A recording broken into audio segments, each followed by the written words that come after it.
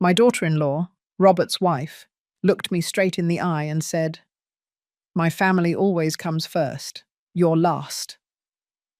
My daughter, Jessica, was standing right beside her, nodding her head. I kept waiting for her to say something, to defend me, to remember everything I had done for them. But she didn't. She only looked down and whispered, "Mum, Robert is right." I felt something shatter inside my chest. It wasn't dramatic. It was quiet, like a dried branch breaking silently under the snow. I smiled. I told them, "Good to know." And in that moment, I decided that I would have priorities too, and they would no longer be on my list. That night I drove back to my apartment alone. 2 small rooms in an old downtown building. The walls were a stained cream color, marked by dampness. The linoleum floor creaked when I walked. From the window I could see the parking lot and a 24-hour laundromat. I didn't have a view. I didn't have enough natural light, but it was what I could afford after selling them my house. My house. The house where I raised Jessica. 3 bedrooms, a rose garden, a spacious kitchen with windows overlooking the backyard. I sold it 5 years ago, after my husband passed away. Jessica told me they needed help with the down payment for their new place. "Mum, it's an investment for everyone. You'll live with us eventually. Why do you need so much space all by yourself?" I believed her. I gave her almost all the money from the sale, $180,000. I kept barely $30,000 for the apartment and living expenses. They bought a 2-story house in a gated community, 4 bedrooms, 2.5 bathrooms, a 3-car garage, a backyard with a pool. I used to go over every Sunday to watch my grandkids, Chloe and Zachary. I would bring food that I prepared on Saturday night: meatloaf, chicken and rice, vegetable soup. I would clean the kitchen after we ate. I'd wash the dishes. I'd fold the clothes they left in the dryer. Jessica always had commitments: yoga classes, brunch with friends, salon appointments. Robert played golf on Sunday mornings. He'd get back late, smelling of beer and cigarette smoke. He'd greet me with a nod. He never asked how I was. He never thanked me for watching his kids. I was part of the house inventory, like the vacuum cleaner or the microwave. The kids loved me. Chloe is 12 years old, long waist-length brown hair, big, sad eyes. She always hugged me when I arrived. "Grandma, I'm so glad you're here." Zachary is 8. He's quiet. He loves to draw. He would show me his drawings of dinosaurs and spaceships. I kept them in a folder in my apartment. It was the only thing that made me feel like I still mattered to someone. But 3 months ago, things changed. I started noticing that Jessica answered my calls half-heartedly. "Mom, I'm busy. What do you need?" As if calling my own daughter was a bother, I stopped going every Sunday. I waited for them to invite me. 2 weeks passed, then 3. No one called, so I called them. "Can I come see the kids this Sunday?"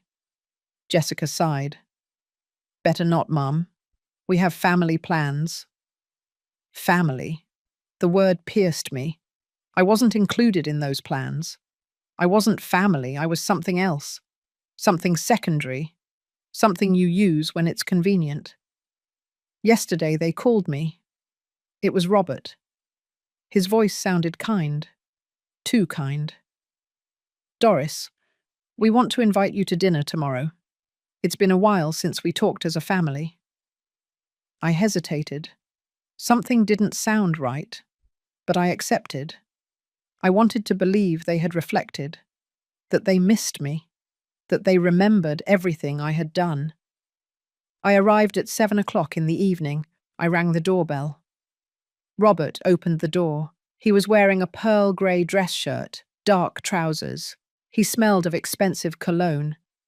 He greeted me with a smile that didn't reach his eyes. "Come in, Doris. Jessica is in the kitchen." I walked in. The house was spotless. The hardwood floor gleamed, ivory leather furniture, a crystal chandelier in the dining room, all bought with my money. Jessica came out of the kitchen.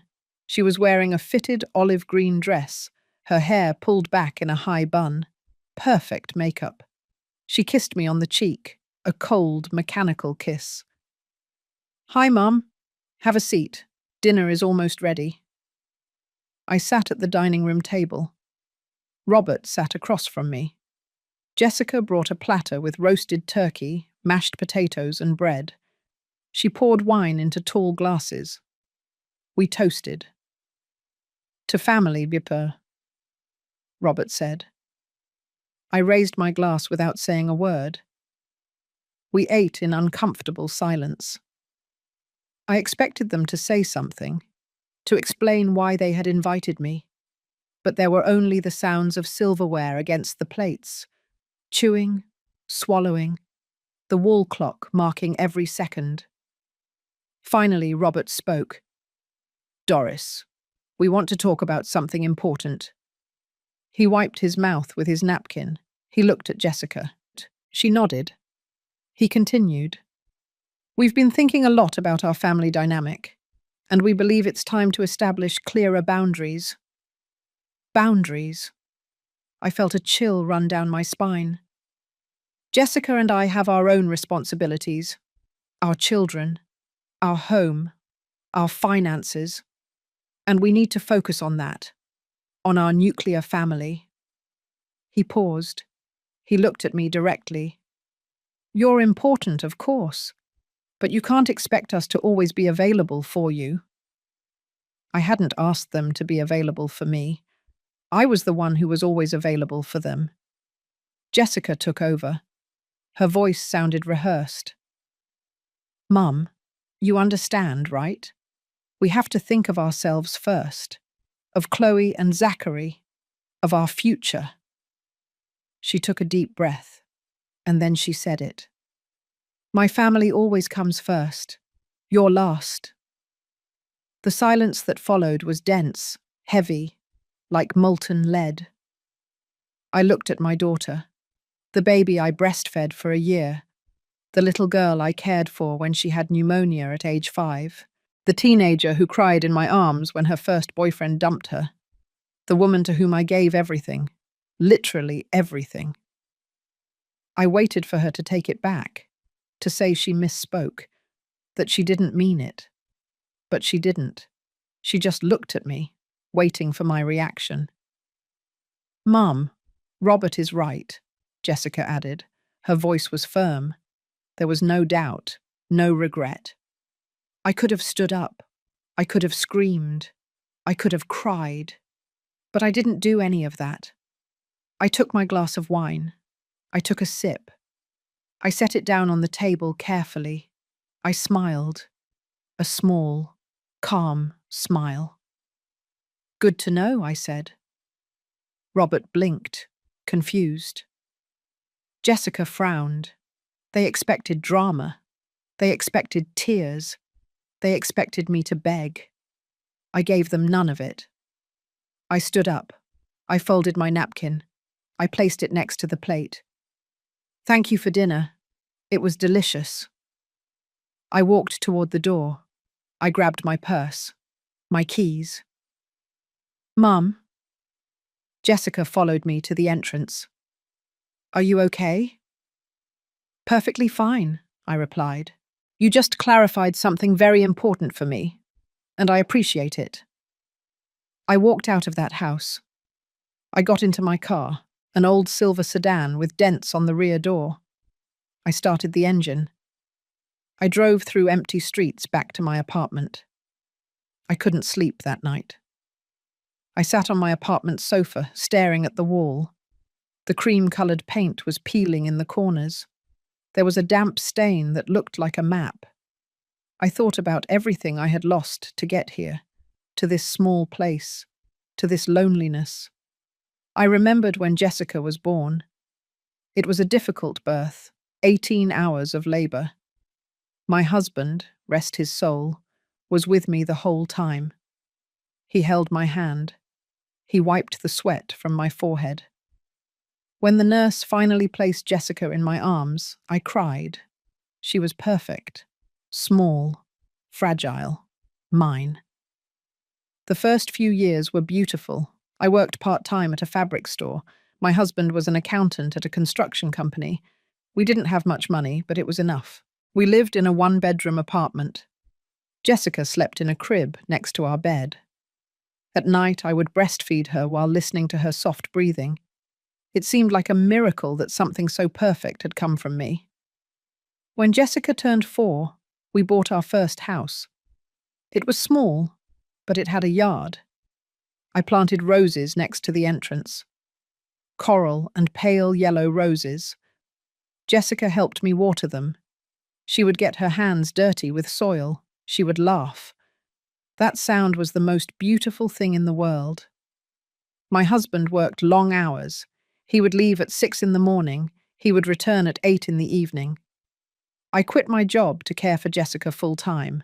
I cooked, cleaned, took her to school, helped with homework. We were happy, or so I thought. When Jessica was 12, my husband suffered his first heart attack. He survived, but the doctors said he had to slow down. Less stress, better diet. He left his job and opened a small accounting consulting business from home. Income decreased. I went back to work. I got a job at a bakery. Early morning shifts. I left at 4 in the morning. I returned at noon. I would sleep for 2 hours and then prepare dinner. I helped Jessica with her homework. We ate dinner together. I went back to sleep early to get up again at 3:30. Jessica never complained. She was a good student, responsible, tidy. But something changed when she entered high school. She became distant. She spent hours locked in her room. She spoke little at dinner. When I asked her if everything was okay, she would answer, "Yes, Mum, I'm fine." But her eyes said otherwise. At 17, she met Robert. He was 19. He was studying business administration. He came from a family with money. His father owned a chain of hardware stores. Robert drove a new car. He wore designer clothes. He invited Jessica to expensive restaurants. I was suspicious. Something about the way he looked at me made me uncomfortable, as if I were inferior, as if I didn't deserve to be in the same room as him.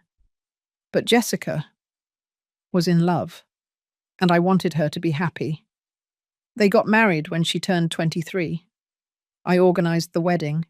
I hired the venue, the caterer, the flowers. I paid for everything with the savings my husband and I had. $12,000.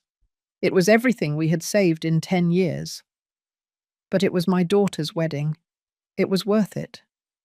The ceremony was beautiful. Jessica wore an ivory dress with lace on the shoulders. She looked radiant. She walked down the aisle on her father's arm. I cried in the first row, tears of happiness, of pride, of hope.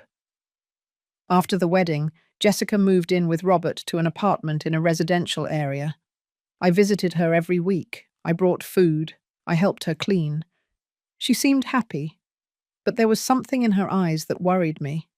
A quiet sadness, a resignation. 2 years later, Chloe was born. Jessica had complications during the pregnancy. High blood pressure, risk of preeclampsia.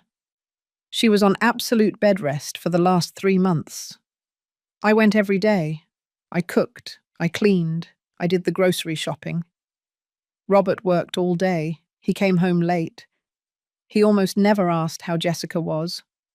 When Chloe was born, I was at the hospital. Jessica had an emergency C-section.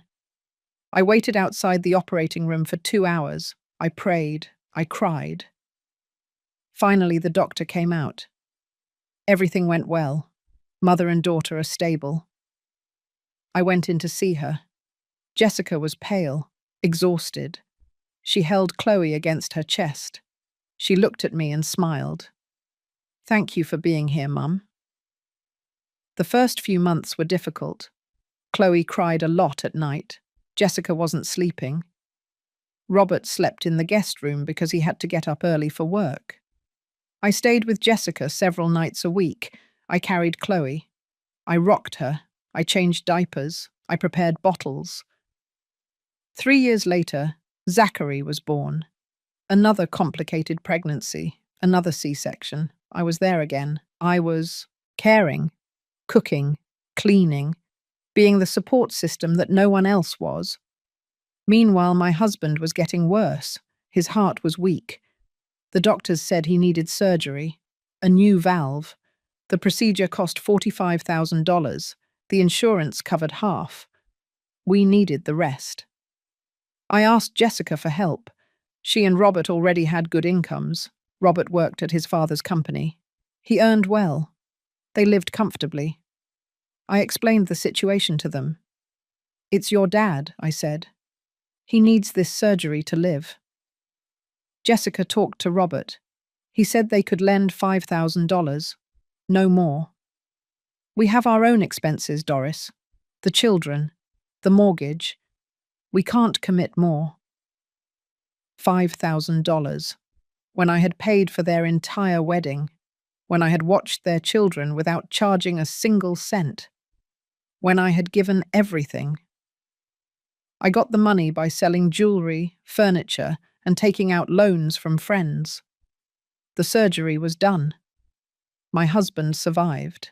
But something broke in me that day. I understood that to my daughter, I was only useful when she needed me. My husband lived for 4 more years, quiet years. We sat in the garden in the afternoons. We watered the roses together. We talked about life, about Jessica, about the grandkids. He always said, "Jessica will change. You'll see. When she matures, she'll appreciate you." I wanted to believe him. He died one October morning, massive heart attack, in his sleep, without pain. I woke up and he wasn't breathing anymore. I called the ambulance. I called Jessica. She arrived 2 hours later. Robert didn't come. "He had an important meeting," Jessica said. The funeral was simple, few people. Jessica was with me during the ceremony. But after the burial, she left me alone at home. "Mom, I have to pick up the kids from school. You'll be fine." She didn't wait for my answer.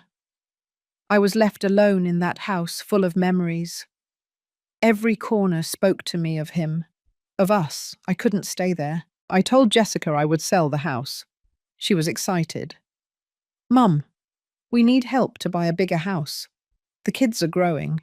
They need their own space."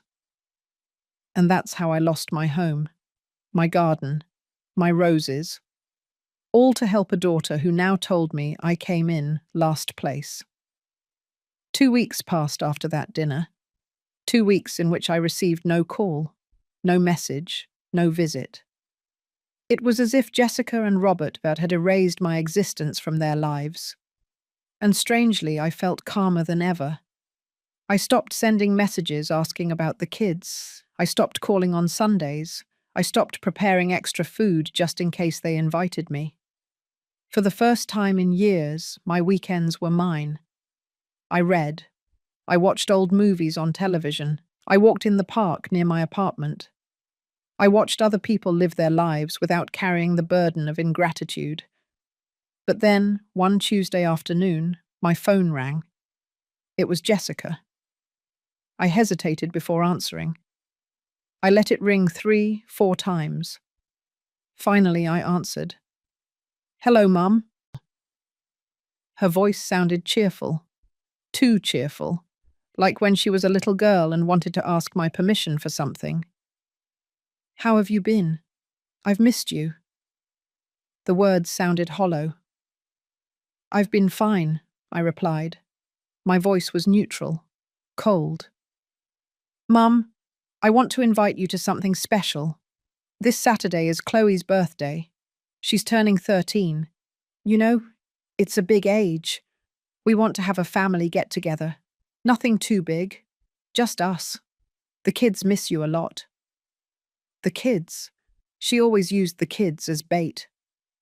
I don't know if I can, I said. I have plans. There was silence on the other end.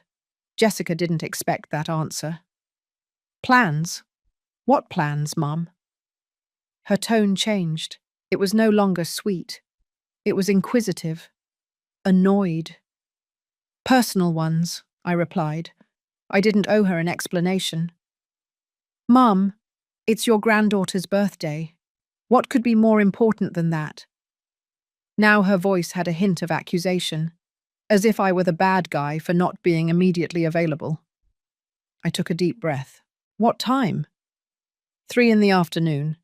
You can get here at 2 to help me set a few things up. You know how complicated things get with so many guests. So many guests. I thought she said it was something small, just family. Okay, I'll get there at 3, I said. Not 2. I wasn't going to show up early to work for free again. Perfect. Mum, we'll see you then. Oh, and if you could bring your chocolate cake, that would be great. Chloe loves it. Of course. They didn't just want my presence, they wanted my labor. I hung up the phone and stared at the screen. Something wasn't right. I could feel it. The call had been too calculated, too kind after 2 weeks of total silence. Jessica wanted something, and it wasn't just bringing a cake. Saturday arrived. I baked the chocolate cake the night before. 3 layers, chocolate cream filling, smooth frosting. I put 13 silver candles on it. I stored it in a special container. I dressed in a simple outfit. Beige trousers, a lavender blouse, comfortable shoes. I brushed my hair back. I put on a little lipstick. I looked in the mirror. 72 years old. Wrinkles around my eyes. Age spots on my hands. But my gaze was still strong. I arrived at 3 sharp. I rang the bell. I waited. The door opened. It was Robert. He was wearing jeans and a light grey shirt. He smiled, but the smile didn't reach his eyes. Doris, glad you could make it. Come in. I walked in with the cake. The house was silent. Too silent. Where are the guests? I asked. Oh, there was a change of plans. We decided to make it more intimate. Just us. Robert closed the door behind me. The sound of the deadbolt made me nervous. Jessica came out of the kitchen. She was wearing jeans and a peach-coloured blouse. Hair down. No makeup. Nothing festive. Nothing to indicate it was a birthday. Mum, thanks for coming. Leave the cake in the kitchen. I took it to the kitchen. The table was bare. There were no decorations, no balloons, no colourful plates or themed napkins. Nothing. Where is Chloe? I asked. She's upstairs with Zachary. They'll be down shortly. Jessica crossed her arms. Robert came into the kitchen and leaned against the counter. Both of them were looking at me. The atmosphere was strange, tense, as if they were waiting for the right moment to say something. Sit down, Mum. We need to talk. There it was, the real reason for the invitation. I sat in one of the dining room chairs. Jessica and Robert sat across from me. He took her hand, a united gesture, a common front. Mum, we've been thinking a lot about what we talked about last time, about setting boundaries. Jessica spoke slowly, measuring every word. And we think it's important to have a deeper conversation about expectations. Expectations? What a convenient word. Robert cleared his throat. Doris, we appreciate everything you've done for us. We really do. But we've noticed that sometimes you have certain expectations about our time, about our attention, and that can be complicated. I hadn't asked for anything, not even a call now and then. We want you to understand that our priority is our children, our marriage, our stability. Jessica looked at me as if she were explaining something to a small child. We can't be checking in on you all the time. I haven't asked you to check in on me, I said. My voice was calm, firm. Well, not directly, but your constant calls, your unannounced visits. Robert pointed at me with his index finger, as if I were the problem. I haven't called in 2 weeks. I've never visited unannounced.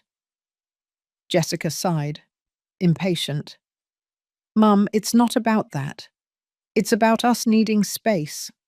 We need you to respect our boundaries. What boundaries? I asked. Tell me clearly what you want. Robert and Jessica looked at each other. Something passed between them. A silent signal. We want you to stop showing up on Sundays, expecting us to invite you to eat, Robert said. We want you to call no more than once a week. We want you to understand that we won't always be available for you. Every word was a slap. Anything else? I asked. Jessica took a deep breath. Yes, we want you to stop bringing food every time you come. It makes Robert feel like you're criticizing my cooking. I had never criticized anything. I just wanted to help. I just wanted them to eat well. Understood, I said. I stood up. Can I see Chloe before I go? She's busy with her stuff, Jessica said quickly. Better another day. Another day that would never come. The cake is in the kitchen. Enjoy it. I walked toward the door. Mum, don't leave angry. We just want things to be clear between us. Jessica followed me to the entrance. Her voice now had a touch of concern. Not for me, for how she looked. I'm not angry, I said. And it was true. I no longer felt anger. I felt clarity. Everything is very clear now. I opened the door. Before leaving, I turned around. Was it really Chloe's birthday today? Jessica looked down. She didn't answer. It wasn't her birthday. The whole thing had been a lie to get me here, to have me sit across from them while they told me I was a burden. I left. I got into my car. I started the engine. As I drove back to my apartment, something shifted inside me. There was no more sadness.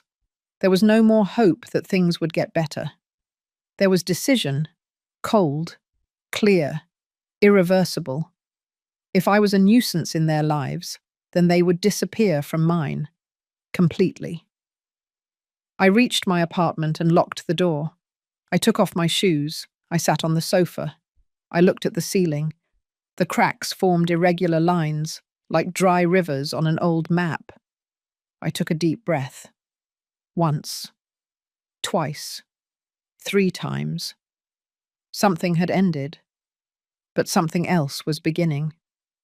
I got up and went to my bedroom. I opened the bottom drawer of my dresser. That's where I kept all my important documents. Old deeds, birth certificates, my husband's death certificate, and a manila folder I hadn't opened in 5 years. I took it out. I placed it on the bed. Inside were all the papers from the sale of my house, the contract, the bank transfers, the receipts.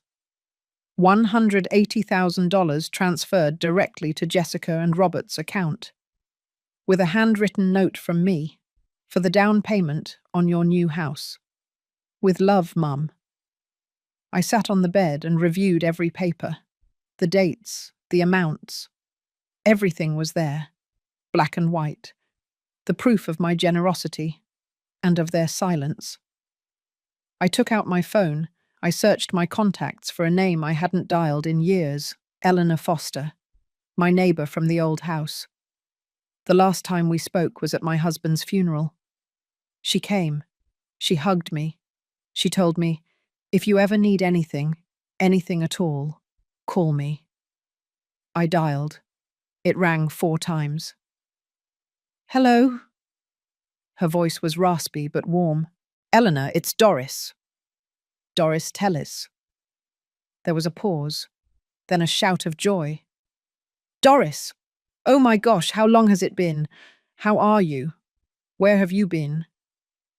I need to talk to you, I said. In person. Can we meet? Of course. When? Tomorrow. Tomorrow. Perfect. Come to my place. Do you remember the address? I remember it. I hung up. I lay down on the bed with the folder on my chest. I closed my eyes. For the first time in weeks, I slept deeply. The next day, I woke up early. I took a shower. I got dressed in comfortable clothes, dark brown trousers, a cream-colored blouse, a light cardigan. I took the manila folder. I left. I drove 40 minutes to the neighborhood where I had lived for 30 years. The streets were familiar. Every corner held a memory. The bakery where I bought donuts on Sundays. The park where I took Jessica when she was little. The pharmacy where my husband picked up his medicine. I arrived at Eleanor's house. It was a single-story, pale yellow house with a garden full of plants. I knocked on the door. She opened it immediately. Eleanor was 65, completely white hair, short, curly, honey-coloured eyes behind thick-framed glasses. She was thin, small, but her presence filled any space. Doris! She hugged me tight. She smelled of coffee and cinnamon. Come in, come in. I made coffee. We went inside. Her living room was filled with books, shelves up to the ceiling, books on law, history, novels. Eleanor had been a lawyer for 40 years. She retired 5 years ago, but her mind was still razor-sharp. We sat in her kitchen. She poured coffee into turquoise ceramic mugs. She put oatmeal cookies on a plate. Tell me, she said, what happened? I told her everything. From my husband's death, the sale of the house, the money I gave Jessica, the years of watching their children, Robert's words, my daughter's coldness, the false birthday invitation, everything. Eleanor listened in silence. She didn't interrupt. She sipped her coffee. She nodded occasionally. When I finished speaking, she set her mug on the table. You have paperwork. I took out the folder. I gave it to her. She opened it. She read every document carefully. She took out a notepad. She took notes. 20 minutes passed. Finally, she looked up. Doris, was that money a gift or a loan? A gift, I said. We never discussed repayment. Do you have anything in writing that says it was a loan? No. She nodded. And did they promise you anything in return? To care for you in your old age? To let you live with them? Jessica said I would eventually live with them. That why did I need a big house alone? Do you have it recorded? In writing? Text messages? No. Eleanor closed the folder. She leaned back in her chair. She looked at me seriously. Legally, it will be difficult to recover that money. It was a gift. There is no contract. There are no documented promises. She paused. But there's something that worries me more. What is it?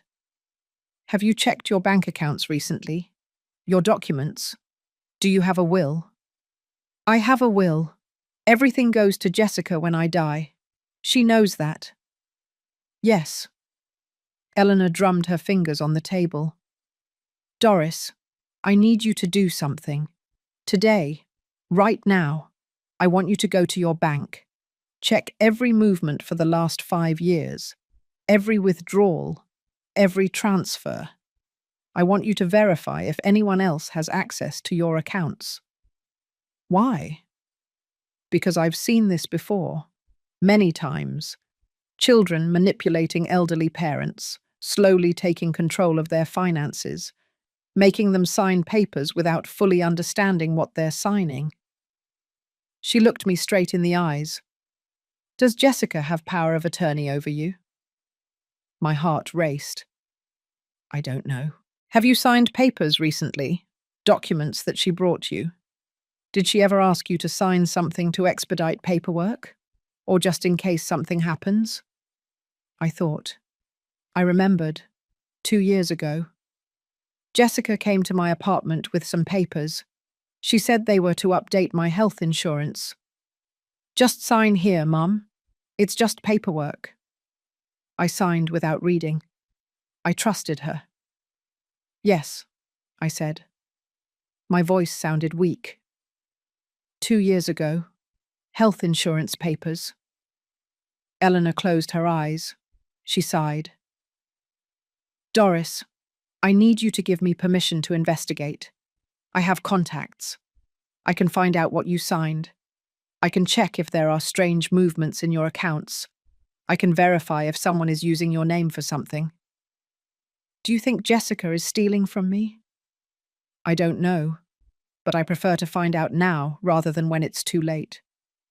I felt cold, a deep cold that ran through my bones. Do it, I said. Find out everything. Eleanor nodded. I need you to give me access to your documents, your bank statements, everything you have, and I need you to trust me. I trust you. We spent the next 3 hours reviewing papers. Eleanor took pictures of every document with her phone. She made calls. She sent emails. I just watched. I felt as if I were looking at my life from the outside, as if this were happening to someone else. Finally, Eleanor placed her phone on the table. I need 2 days. 2 days to get information. Come back on Wednesday, at the same time. And in the meantime, don't say anything to Jessica. Nothing to Robert. Act normal. If they call, answer. If they invite you, accept. I don't want them to suspect you're investigating. What if they ask me for money? Tell them you don't have any, that your expenses have increased. Make something up, but don't give them anything. I nodded. I stood up. Eleanor walked me to the door. Doris, she said before I left, be prepared. Sometimes the truth hurts more than ignorance. I'm already hurting, I replied. Now I just want to know how much. I drove back to my apartment. The sky was grey. It threatened rain. I went inside. I closed the door. I sat on the sofa. My phone rang. It was Jessica. I took a deep breath. I answered. Hello, Mum. I just wanted to apologize for yesterday. I think we were too harsh on you. Her voice sounded regretful, calculated. Don't worry, I said. I understand. You really do? Oh, Mum, you've lifted a weight off my shoulders. I love you very much. You know that, right? I know. Hey, Mum, I need to ask you a favor. There it was, the real reason for the call. Tell me. I need to borrow $3,000. It's an emergency. Zachary needs braces, and the dentist requires payment up front. $3,000.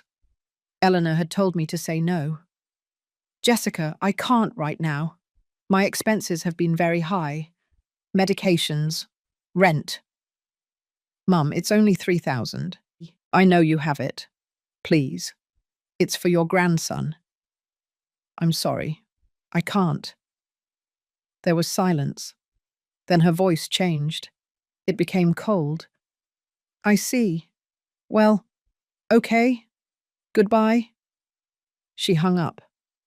I stared at the phone. Something was wrong. Very wrong. And in 2 days, I would know exactly what. The 2 days passed slowly. Too slowly. Each hour felt like a full day. I tried to keep myself busy. I cleaned my apartment. I watched television without paying attention. I cooked meals that I barely tasted. My mind was elsewhere, on what Eleanor might discover, on what Jessica might have done. On Tuesday night, Jessica called me again. Mum, We got the money for Zachary's braces. A friend of Robert's lent it to us. But I wanted to tell you that it hurt me that you said no, after everything we've done for you. Everything they had done for me. What an interesting way to look at things. I'm glad you got the money, I said. My voice was flat. Yeah, well, I just wanted you to know. She hung up without saying goodbye. Wednesday finally arrived. I got up at 6 in the morning, even though my appointment with Eleanor was at 10. I showered, I got dressed, I had coffee. I waited. By 8:30, I couldn't take it anymore. I got into my car and drove toward her house. I arrived 40 minutes later. I knocked on the door. Eleanor opened it immediately. Her expression was serious, too serious. You're early, she said. I couldn't wait any longer. She nodded. Come in. You need to sit down for this. We went into her living room. On the coffee table was a thick folder, dark brown, closed with rubber bands. I sat on the sofa. Eleanor sat across from me. She placed the folder between us. Doris, before I open this, I need you to breathe. I need you to be prepared. Just tell me. Eleanor opened the folder. She pulled out several documents. She placed them on the table one by one. First, the papers you signed 2 years ago. They weren't to update your health insurance. She showed me a sheet. This is a power of attorney, a broad, permanent power of attorney. You gave Jessica total control over your finances, your property, your medical decisions, everything. I felt the floor moving beneath me. I didn't know. I know. She tricked you. And what's worse, she did it with a notary. Your signature is there. It's legal. I took the paper. My hands were shaking. There it was. My signature. Large, clear, next to words I never read. Words that gave my daughter absolute power over my life. But there's more, Eleanor continued. She pulled out other papers, bank statements. I've reviewed your movements for the last 3 years. There are withdrawals that you didn't authorize. Small ones, $500 here, $700 there, $1,200. Never amounts large enough for you to notice. But added up. She showed me a sheet with numbers highlighted in yellow. Added up, they totaled $23,000. $23,000 that Jessica has withdrawn from your account over the last 3 years. I couldn't breathe. The air had become heavy, dense. How? With the power of attorney, she went to the bank, showed the document. The bank gave her access. She's been taking money little by little. She probably thought you'd never notice. But I check my statements. Do you check them in detail? Every transaction? Or do you just verify that there's enough money? She was right. I only checked the balance. I never reviewed transaction by transaction. There's more, Eleanor said. Her voice was soft but firm. She pulled out more papers. Jessica also tried to change the beneficiary of your life insurance policy, the one your husband left, $50,000. She tried to put it solely in her name, but she needed your signature and couldn't fake it. That's why it's still in both your names, with her as the secondary beneficiary. $50,000, the last money I had left as protection. Why would she do this? My voice broke. I'm her mother. Eleanor moved closer. She placed her hand over mine. Because people do terrible things when money is involved, especially when they feel entitled to it. What else? I asked, because I knew there was more. I saw it in her eyes. Eleanor took a deep breath. She pulled out the last document. It was a printed email. A contact who works in social services passed this to me. 6 months ago, Jessica made inquiries about nursing homes, specifically low-cost public nursing homes, and about the process for declaring someone mentally incompetent. The world stopped. What? She was looking into how to institutionalize you, how to have you declared incompetent to gain total control of everything. Your money, your apartment, everything. The tears started to fall. I couldn't stop them. My own daughter wants to lock me up. Your own daughter wants your money, and you are an obstacle. I covered my face with my hands. I cried. I cried for the little girl I raised, for the years I dedicated to her, for the unconditional love I gave her, for the betrayal I never imagined. Eleanor let me cry. She didn't say anything. She was just there. When I finally calmed down, I looked up. What can I do? Eleanor straightened up. Her expression changed. She was no longer the compassionate friend. She was the lawyer, the strategist. First, we revoke that power of attorney. Today, I have a trusted notary. He's coming in 1 hour. You sign the revocation, and Jessica loses all access. What if she gets angry? Let her get angry. It doesn't matter anymore. What else? You change all your passwords, bank accounts, email, everything. You open a new account at a different bank. You transfer your money there. You close the old account. I nodded, taking mental notes. You change the beneficiary of your life insurance. You remove Jessica completely.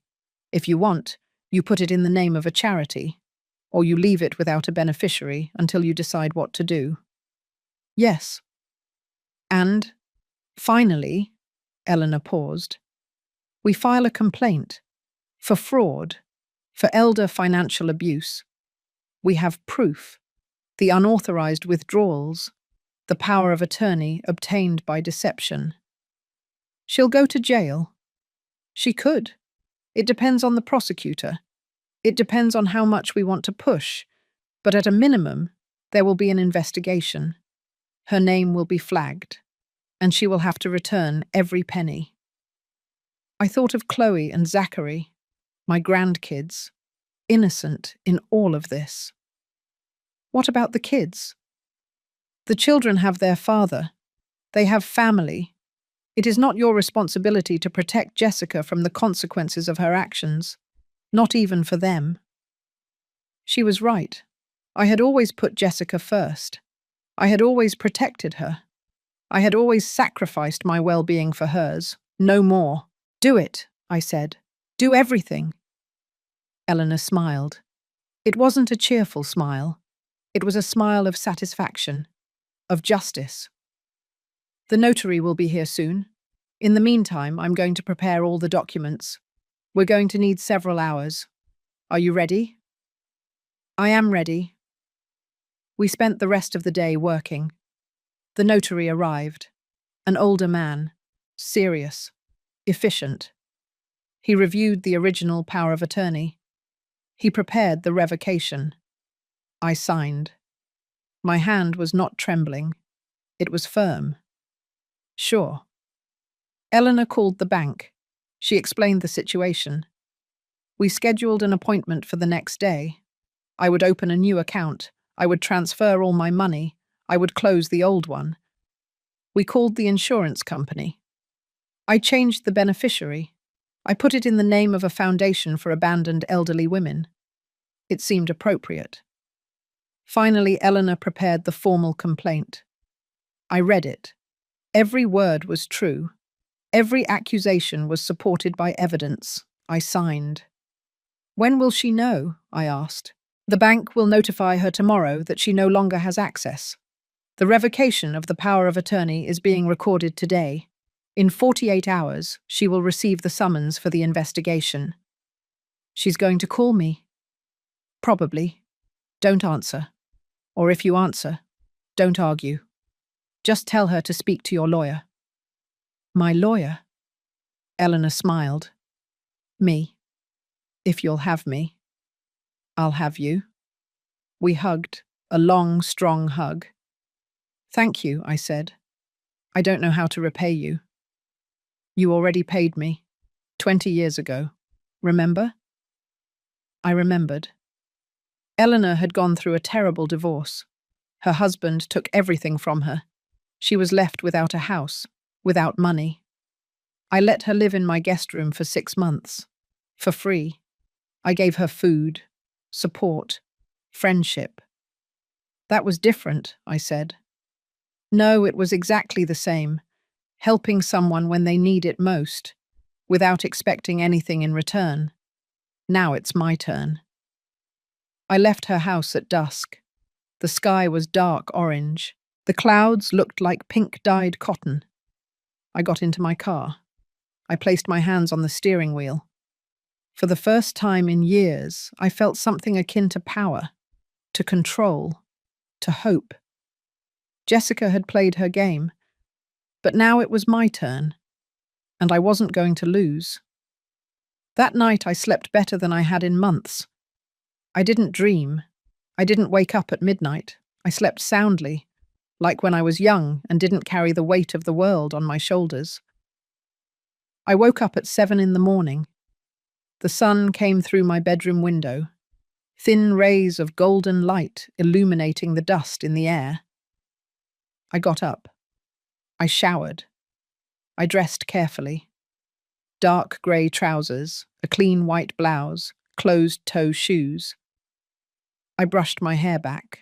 I put on small silver earrings. I looked in the mirror. I no longer saw a defeated woman. I no longer saw an abandoned mother. I saw someone who was taking control of her own life. Finally. At 9 in the morning, I arrived at the bank. It was a different branch from the one I had used for years, newer, cleaner. The manager was waiting for me, a young man in his 30s, charcoal suit, burgundy tie. Mrs. Tellis, welcome. My name is David Harris. I understand from your attorney that you've had problems with unauthorized access to your previous account. That's correct. I'm so sorry you went through that. Here, we're going to make sure your money is completely protected. We're going to open an account with 2-factor authentication. No one will be able to make movements without your direct approval, not even with power of attorney. Perfect. We filled out the forms. Questions about my personal information, my address, my date of birth, beneficiaries. I left that part blank for now. How much do you wish to transfer from your previous account? Everything, down to the last cent. David nodded. He didn't ask questions. He processed the transfer. $1,400. Everything I had left after Jessica's withdrawals. The transfer will process in 24 hours. In the meantime, your previous account will be locked for withdrawals. Do you wish to close it completely? Yes. I want not $1 left in there. Understood. I will process that today. I signed the last papers. David gave me a new card, a temporary checkbook, access codes. If anyone tries to access your previous account, they will receive a notification that the account is closed. They won't be able to trace where the funds were moved. Your privacy is protected. Thank you. I left the bank. I got into my car. I took a deep breath. Step 1 completed. I drove back to my apartment. On the way, I stopped at an electronics store. I bought a new phone. Prepaid. New number. No one would have that number except Eleanor and important institutions. I got home. I spent the next 3 hours changing passwords, email, utility accounts, everything. Long, complicated passwords, impossible to guess. I wrote each one in a notebook that I kept in a safe place. I called the insurance company again. I confirmed the beneficiary change. They sent me a confirmation email. I printed it. I kept it in my folder of important documents. At 2 in the afternoon, my old phone rang. It was Jessica. I looked at the screen. I let it ring. Once, twice, 5 times. Finally, I answered. Hello? Mum, what the hell did you do? Her voice was a scream, pure fury. What are you talking about? The bank. I went to the bank to make a withdrawal and they told me I no longer have access, that the account is closed. What is going on? I closed that account. Why? Without telling me anything. I didn't have to tell you anything. It's my account, my money. But I have power of attorney. I have the right to access it. You had it. Not anymore. I revoked that power yesterday. Silence. A long, heavy silence. What? Her voice was now low, dangerous. I revoked the power of attorney you made me sign 2 years ago. The one you told me was for health insurance. The one you used to steal $23,000 from me. Steal from you? I didn't steal anything. That money was for family expenses, for things we needed. Things you never consulted me about. Money you took without my permission. I'm your daughter. I don't need your permission. Yes, you do. And you don't have it anymore. I heard her breathing, fast, agitated. Mum, I don't know who put these ideas in your head, but you're making a mistake. I've only tried to help you, to protect you. Protect me? By looking into nursing homes to institutionalize me? By looking into how to declare me incompetent? Another silence. This one longer. Who told you that? It doesn't matter who. What matters is that it's true. I was only looking into options, just in case you ever in the future came to need it. I don't need anything from you, Jessica, and I definitely don't need you planning to lock me up to keep the little I have left. This is ridiculous. You're paranoid. You probably have dementia and don't even realize it. Her words were darts, designed to hurt me, to make me doubt myself. But they didn't work anymore. I'm 72 years old, Jessica. I don't have dementia. I have clarity. For the first time in a long time. Mum, please, let's talk calmly. Come over. Let's discuss this like adults. I'm not coming to your house, and there's nothing left to discuss. What do you mean by that? I mean that as of today, we are going to have a different relationship, based on boundaries, on respect, and on consequences. Consequences? Are you threatening me? No, I'm informing you. I already filed a formal complaint for financial abuse. The investigation will begin in the next few days. I heard something fall on the other end. A choked cry. You did what? What I had to do, protect myself. You can't do this to me. I'm your daughter. Think about Chloe and Zachary. Think about what this will do to them. There it was, the last resort. The children as a shield. You should have thought about them before stealing from me, before planning to institutionalize me, before treating me like I was an ATM with legs. Mum, I'm begging you. Withdraw the complaint. We can fix this as a family. We are no longer family, Jessica, you said it yourself.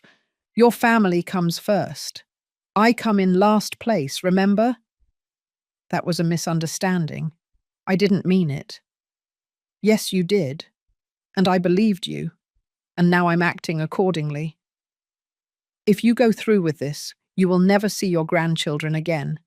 Do you understand? Never. And there it was. The final threat. The one I knew would come. If you use your children as a weapon against me, you only prove that I'm right. That you are not the mother I thought you were. That you don't deserve what I gave you. You will regret this. The only thing I regret is not having done it sooner. I hung up. I turned off the old phone. I put it in a drawer. I took out the new phone. Silence. Peace. I sat on the sofa. My hands weren't shaking. My heart was beating normally. I felt light, as if I had released a weight I had been carrying for years. I called Eleanor with the new phone. "How did it go?" she asked. "She knows. She's furious. She threatened not to let me see the kids." "That threat has no legal validity. And besides, after this, you probably won't want to see her anyway." "You're right. How do you feel?" "Free." Eleanor laughed, a soft, warm laugh. "Good. Because this is just beginning.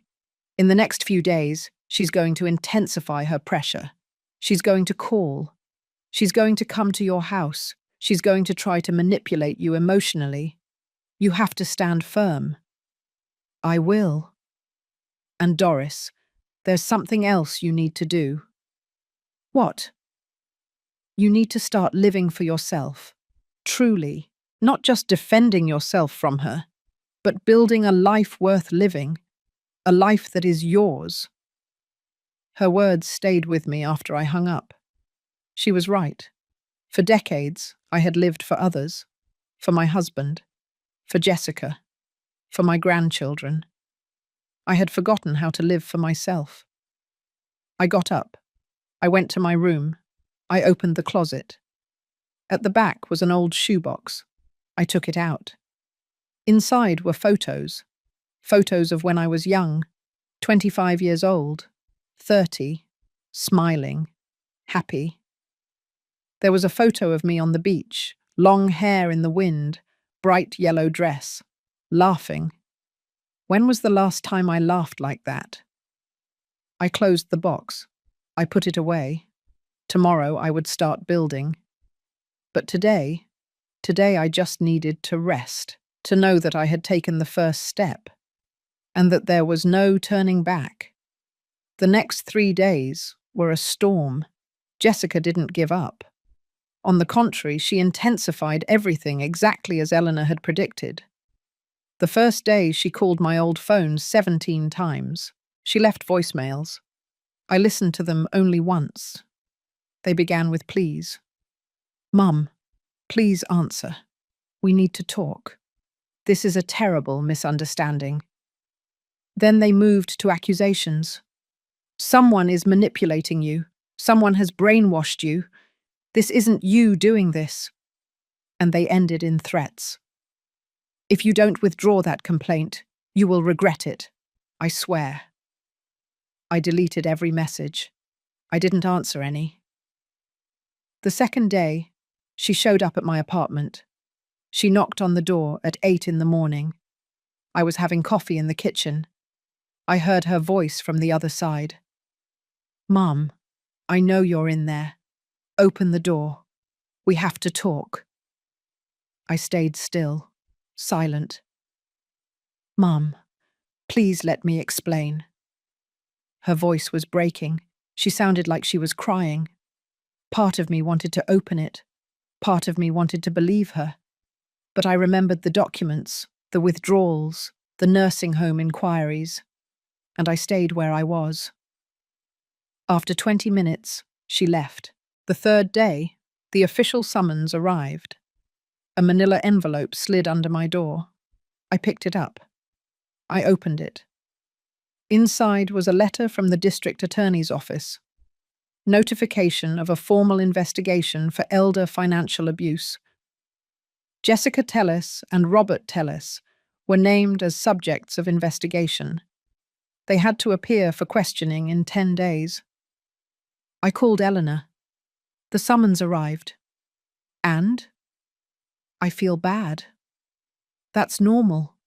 But remember why you're doing this." "I remember." "Then stand firm. What comes next will be worse. But you have to resist." She was right. That afternoon, my old phone rang again. This time it was Robert. I answered. "Doris, it's Robert." His voice was calm, controlled, too controlled. "I know who you are. We need to resolve this like civilized people. What you are doing is unnecessary. It is destructive. It is affecting the whole family. The family was already destroyed. I am only bringing the facts to light. The facts are that Jessica has always tried to take care of you. She has always checked in on you. And this is how you repay her. With false accusations. With an investigation that can ruin her reputation. The accusations are not false. I have proof. Proof? Of what? That your daughter used money you gave her freely? That she tried to help you plan your future? That is not abuse. That is love. Love would be asking me before taking my money. Love would be including me in decisions about my own life. Robert sighed. Doris, be reasonable. Withdraw the complaint. We can all sit down, talk, reach an agreement. There is no agreement possible. Then let me be clear. His voice changed. It was no longer calm. It was harsh. If you go forward with this, you will be alone. Completely alone. Jessica will never speak to you again. The children will not know you. You will die in that miserable apartment with no one to mourn you. His words were poison, designed to scare me, to break me. If that is my reality for defending my dignity, I accept it.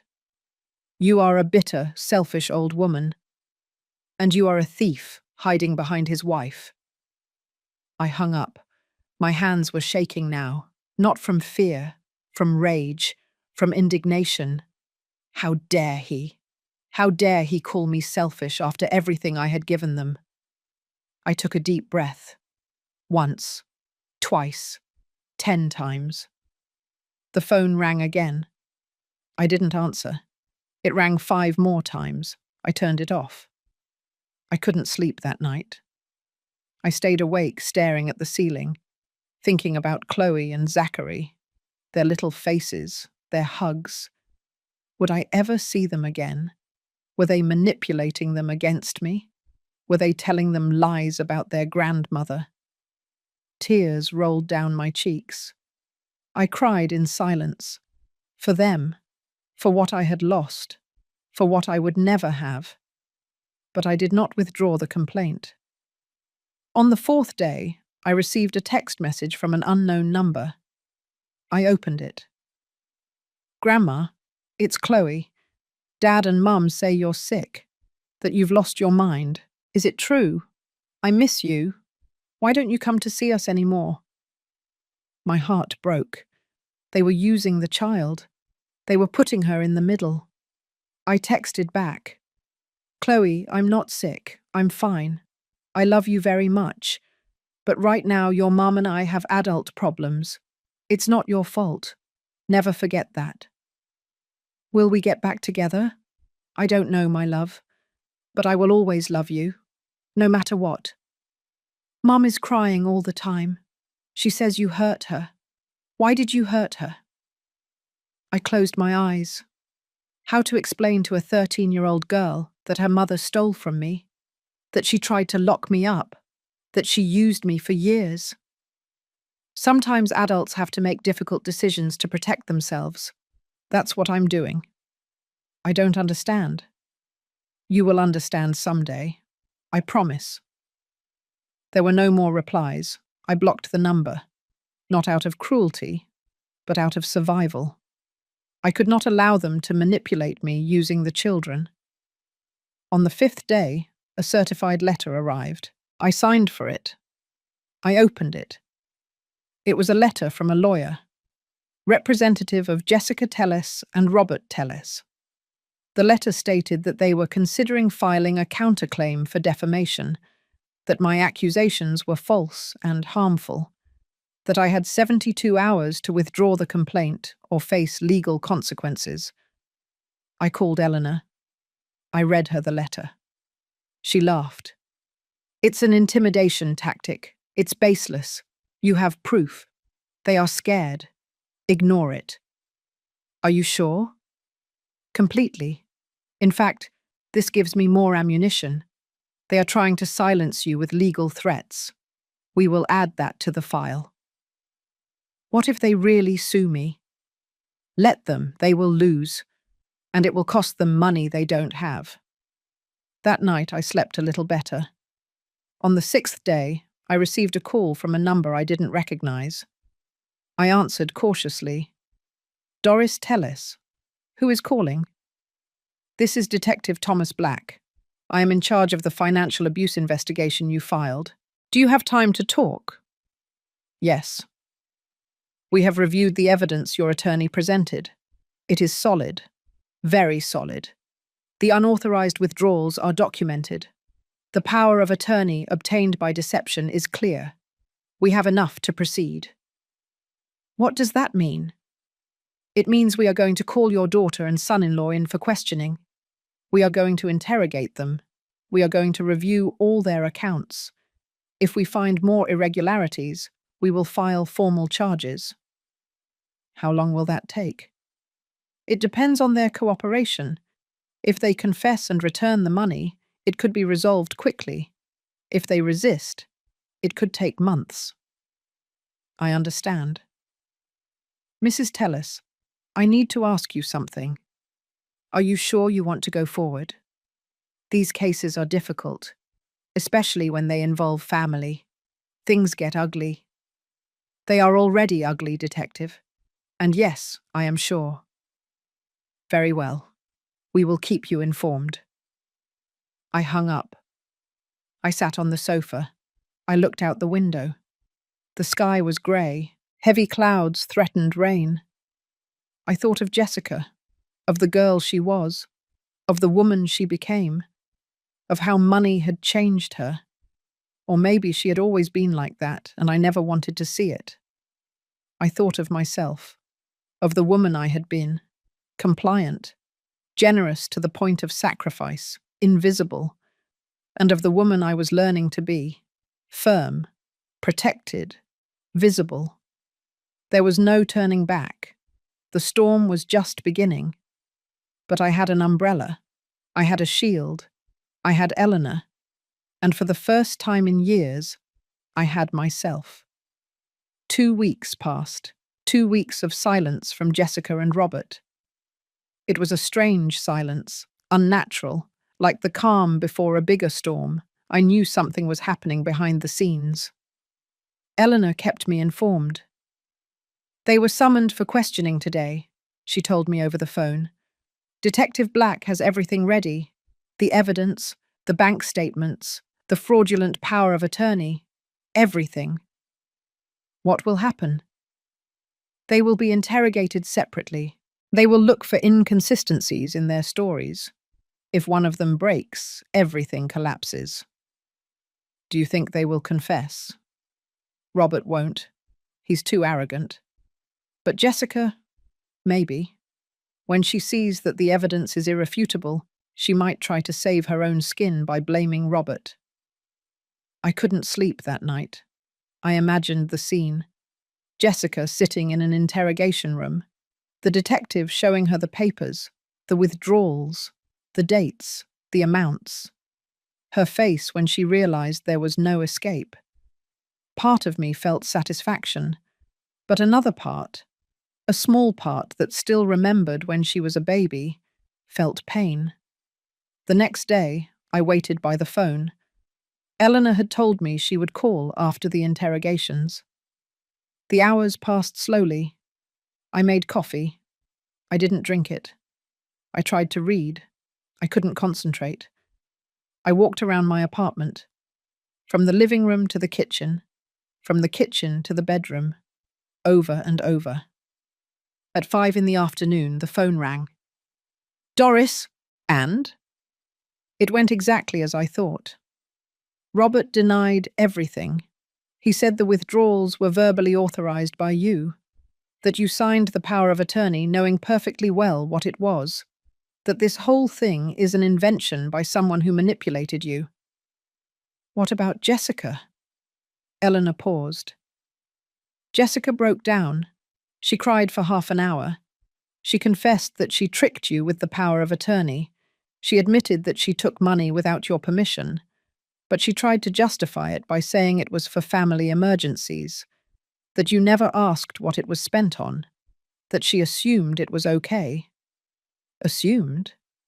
Yes, as if assuming was enough to take $23,000 from your account. What happens next? The prosecutor will review the case. They will decide whether to file formal charges. But Doris, there's something else. What? The detective investigated deeper. He found other things. Jessica used your health insurance to pay for her own cosmetic procedures. Botox, facial fillers, dental treatments. It totaled another $7,000 in insurance fraud. I felt dizzy. I had to sit down. I'm sorry, but it's better that you know everything. $30,000 in total. $30,000 they stole from me while I lived in a small apartment, eating canned soup 3 times a week to save money. There will be charges, most likely. Insurance fraud is a federal crime. That no longer depends on you. The government is going to pursue it anyway. I hung up. I stayed seated on the sofa, motionless, processing. My daughter was going to face criminal charges. She could go to jail. Her reputation would be destroyed. Her life, as she knew it, would be over. And I had been the one who lit the fuse. Did I regret it? No. The next few days were chaotic.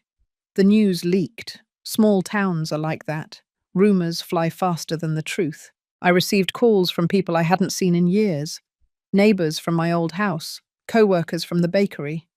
All with the same question. Is it true your daughter stole from you? I answered with the truth. Simple. Direct. Yes. Some offered support. You did the right thing by reporting her. No one deserves to be treated like that. Others judged me.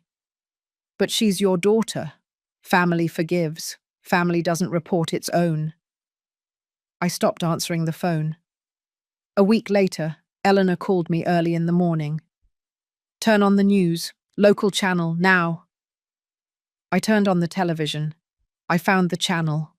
There it was. A report. Local woman accused of defrauding elderly mother. Jessica Telles, age 38, is facing charges of elder financial abuse and health insurance fraud.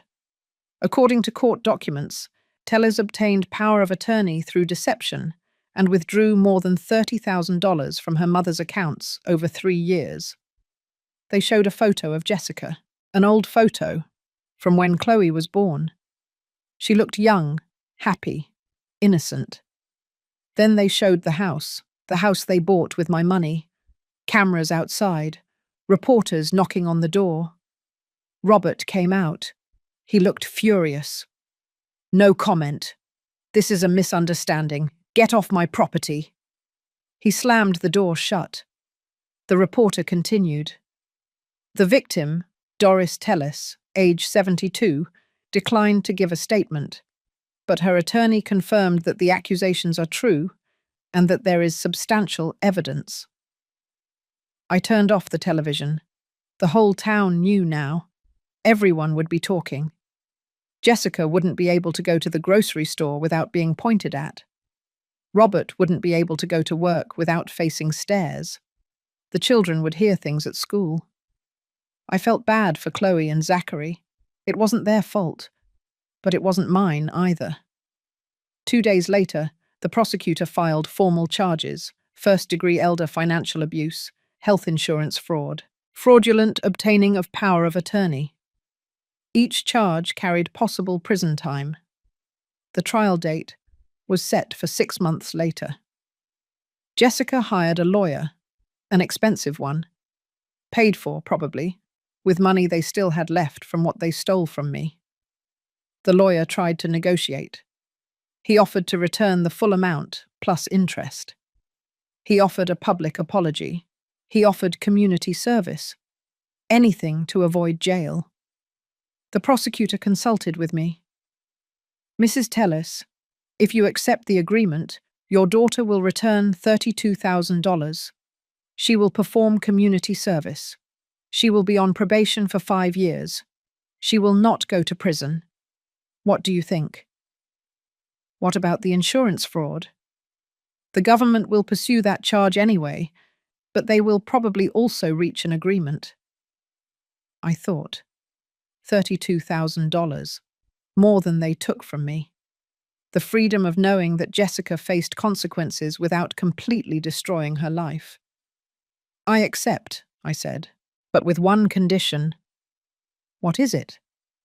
That part of the agreement includes that she and Robert can never contact me again. Permanent restraining order.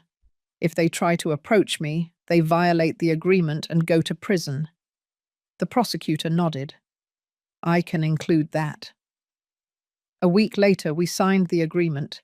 Jessica and Robert also signed. We did not see each other. Each signed in separate offices. I received a check for $32,000. I deposited it into my new account. My balance was now almost $60,000. More than I had before all this began. Jessica completed 200 hours of community service at a nursing home. The irony was perfect. Robert lost his job. His father's company didn't want the scandal. They fired him discreetly. They had to sell the house. The house bought with my money. They moved to a small apartment. 2 bedrooms, similar to mine. The children changed schools. To avoid bullying. To start over. I watched everything from afar, without joy, without sadness, just with the calm of knowing that justice, though painful, had been served. Eleanor visited me one afternoon. How do you feel? Empty. It's normal. You just closed a huge chapter of your life. And now what? Now you live, truly, for yourself. She hugged me, long, strong. She was right. The past was buried. The accounts, settled. The betrayal, exposed. Now came the hardest part. Building a new life from scratch at 72 years old. But for the first time in decades, that life would be completely mine. 3 months after the agreement, I woke up one morning and something was different. The light came through the window differently, brighter, warmer. Or maybe it was me who was seeing differently. I got up, I made coffee. I sat by the window. I looked at the parking lot below, the cars, people going to work, life happening. And for the first time in years, I felt like I was part of that life too, not just a spectator. I made a decision. I called Eleanor. I want to move. Move? Where? I don't know yet, but far from here, far from the memories, far from everything. That sounds perfect. Do you need help? Yes. I need you to help me sell this apartment and look for something new, in another city, near the ocean. Eleanor laughed. The ocean? How specific? I always wanted to live by the ocean. When I was young, my husband and I talked about retiring in a coastal town. We never did. There was always something more important. Jessica's schooling, the house, the debts. Always something. Well, now there is nothing stopping you. She was right. In 2 weeks, I sold the apartment. It wasn't worth much, but added to the recovered money, I had enough to start over. Eleanor helped me look. We found a small apartment in a coastal town 4 hours away. Single floor, 1 bedroom, small kitchen. But it had a balcony. And from the balcony, you could see the ocean. I bought it without a second thought. I packed my things. I didn't have much. Clothes, some books, photos I decided to keep. My husband's. Jessica's when she was a child. My grandchildren's. Although I would probably never see them again, I wanted to remember that they were once mine. On moving day, Eleanor came to say goodbye. Are you sure about this? She asked me. Completely. What if you feel lonely? I've been lonely for years, surrounded by people, but lonely. Now at least it will be a chosen loneliness. We hugged. We cried a little. But they were good tears. Tears of closure, of gratitude. Thank you for saving me, I told her. I didn't save you. You saved yourself. I just gave you the tools. I got into my car, the same old silver sedan. I drove for 4 hours, long roads, changing landscapes, mountains, valleys, and finally the sea. When I arrived in town, I got out of the car and breathed. The air smelled of salt, of freedom. My apartment was small but perfect. Clean white walls, light wood floor, large windows. And that balcony with an ocean view. I unpacked slowly. I arranged my things. I put the photos on a shelf. I hung up my clothes. I organized the kitchen. On the third day, I decided to do something I had never done. Learn to drive better. Really well. With confidence. I signed up for driving lessons for older adults. The instructor was a young man, patient, kind. He taught me to parallel park, to drive on the highway, to not be afraid. You drive very well for your age, he told me one day. I drive well for any age, I replied. He smiled. You're right. I started exploring the town, small, quiet. There was a library, a bakery that smelled of cinnamon and vanilla, a fisherman's market every Sunday, friendly people who said hello without knowing you. I started walking on the beach every morning, barefoot, feeling the sand between my toes, the cold water on my feet, the sun on my face. I met other women my age, some widows, some divorced, some who had also fled toxic families. We met on Thursdays for coffee, to talk, to laugh. One of them, Cecilia, told me one day, "It's never too late to start over." "I'm 72, I replied. "So what? You're still breathing. You're still walking. You still have dreams. That's enough." I started writing. First just for myself. My memoirs, my story, everything I had lived through, the betrayal, the pain, the justice, the liberation. I wrote every night on the balcony, with an ocean view, with the sound of the waves in the background. One day I received a letter from the old town. I recognized it by the sender. It was from Chloe. My heart raced. I hesitated before opening it. Finally, I did. "Grandma, I'm 14 now. I understand more things. Mum told me everything. What she did. How she hurt you. She says she regrets it. But it's too late. I want you to know that I'm not mad at you. I understand why you did what you did. And even though I can't see you, I love you. I will always love you. I hope you're happy. Wherever you are. Your granddaughter, Chloe." I cried. I cried for her innocence, for her understanding beyond her years. I wrote her back. I told her about the ocean, about my new life, about the women I had met. I told her I loved her, that I would always love her, and that when she was an adult, if she wanted to look for me, I would be here. I sent the letter. I don't know if Jessica let her read it, but I did my part by sending it. Months passed. Summer turned into fall into winter. Each season brought something new friendships, new routines, new peace. I turned 73. My friends threw me a small party on the beach, chocolate cake, candles that the wind kept blowing out, laughter, off-key singing. That night, alone on my balcony, I looked at the sea, the waves rising and falling, constant, eternal. I thought about the whole journey, of the woman I was, invisible, compliant, sacrificing, and the woman I was now, visible, firm, free. I didn't have family nearby. I didn't have grandchildren knocking on my door. I didn't have a daughter calling me on Sundays. But I had something more valuable. I had myself, whole, complete, mine. And that, I discovered, was enough. More than enough. If you made it this far, thank you for joining me in this story.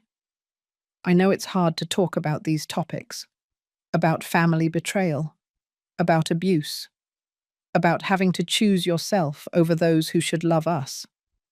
But if you're experiencing something similar, I want you to know this. You are not alone.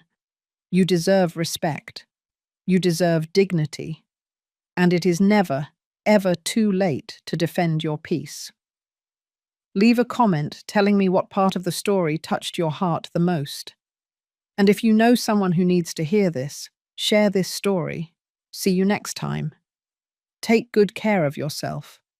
And remember, your life belongs to you, always.